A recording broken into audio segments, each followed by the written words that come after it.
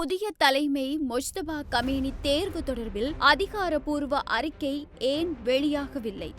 உலக நாடுகளிடையே எழுந்துள்ள சந்தேகம்.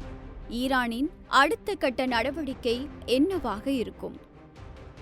புதிய உச்சத் தலைவராக முஜ்தபா கமேனி தேர்வு செய்யப்பட்டு சுமார் 48 மணி நேரம் கடந்தும் முஜ்தபா எந்த ஒரு அதிகாரப்பூர்வ அறிக்கையையும் வெளியிடவில்லை. இது உலக நாடுகளிடையே பல சந்தேகங்களை கிளப்பியுள்ளது. அயதுல்லா அலி கமேனி உயிரிழந்த போது முஜ்தபாவும் காயமடைந்திருக்கலாம் என்ற வதந்திகள் காட்டுத்தீயாக பரவியிருந்தன. ஈரானிய அரசு தொலைக்காட்சி ஒன்று அவரை போரில் காயமடைந்த வீரர் என்று குறிப்பிட்டது இந்த சந்தேகத்தை மேலும் வலுப்படுத்தி இருந்தது.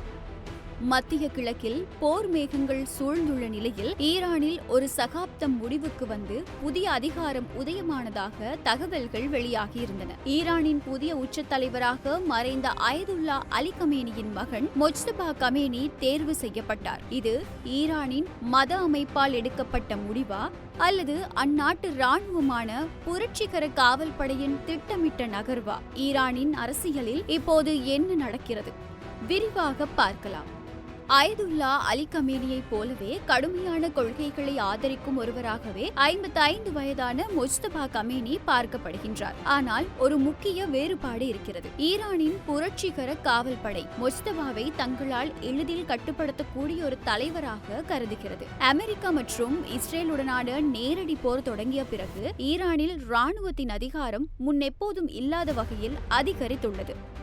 மத தலைவர்களின் எதிர்ப்பையும் மீறி இராணுவம் தனது செல்வாக்கை பயன்படுத்தி முஜ்தபாவை அரியணையில் அமர்த்தியுள்ளதாக மூத்த தகவல் வட்டாரங்கள் தெரிவிக்கின்றன.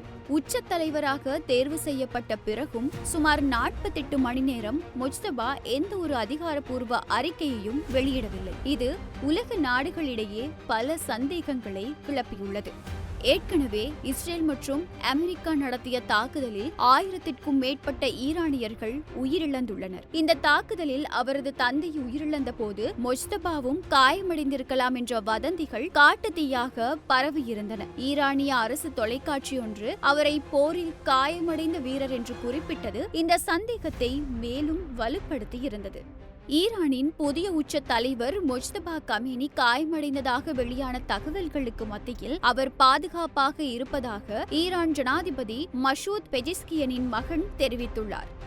உச்சத்தலைவர் காயமடைந்ததாக செய்திகளை கேட்டதாக யூசெப் பெஜிஸ்கியான் டெலிகிராமில் தெரிவித்துள்ளார். அவர் பாதுகாப்பாக இருக்கிறார். அவருடனான தொடர்புகளை கொண்ட பல நண்பர்களிடம் நான் கேட்டேன். அவர்கள் சொன்னார்கள், கடவுளின் அருளால் அவர் பாதுகாப்பாக இருக்கிறார், எந்த பிரச்சனையும் இல்லை என்று அவர் குறிப்பிட்டுள்ளார். உச்சத் தலைவரை தேர்வு செய்வது 88 உறுப்பினர்கள் கொண்ட அசெம்பிளி ஆஃப் எக்ஸ்பர்ட்ஸ் என்ற அமைப்பின் கடமை. ஆனால் இந்த முறை இந்த கூட்டம் நடந்த இடமே பாதுகாப்பு காரணங்களுக்காக ரகசியமாக வைக்கப்பட்டிருந்தது.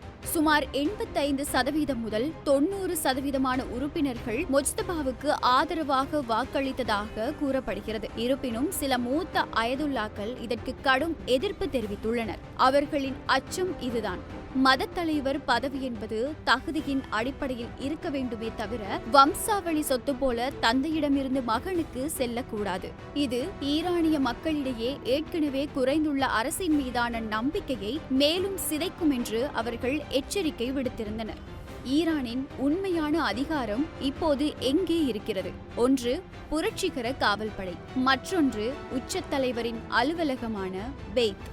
இந்த முறை இராணுவம் தனக்கு சாதகமான ஒருவரை அரியணையில் அமர்த்தியதன் மூலம் ஈரானின் உள்நாட்டு மற்றும் வெளிநாட்டு கொள்கைகளில் இன்னும் கடுமையான போக்கை எடுக்க வாய்ப்புள்ளது. ஈரானின் முன்னாள் அதிகாரி ஒருவர் தெரிவிக்கையில், பல ஆண்டுகளாக இராணுவம் விரும்பிய முழுமையான அதிகாரம் இப்போது அவர்கள் கைக்கு வந்துவிட்டது என தெரிவித்துள்ளார். புதிய உச்சத் தலைவரின் கீழ் ஈரான் என்ன செய்ய போகிறது? இஸ்ரேலுடனான போர் தீவிரமடையுமா அல்லது புதிய தலைமை உலக நாடுகளுடன் பேச்சுவார்த்தைக்கு வருமா? முஜ்தபா கமேனியின் மௌனம் எப்போது கலைக்கப்படும் என்பதுதான் இப்போது உலக அரசியலின் மிகப்பெரிய கேள்வி.